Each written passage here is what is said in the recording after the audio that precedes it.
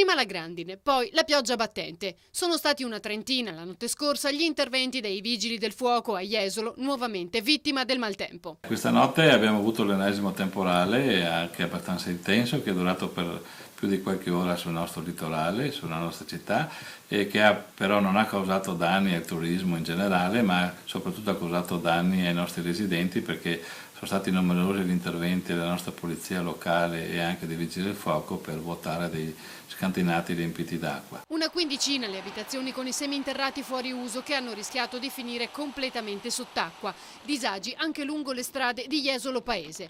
Una stagione fortemente penalizzata dal maltempo, anche se la speranza di una ripresa c'è ancora.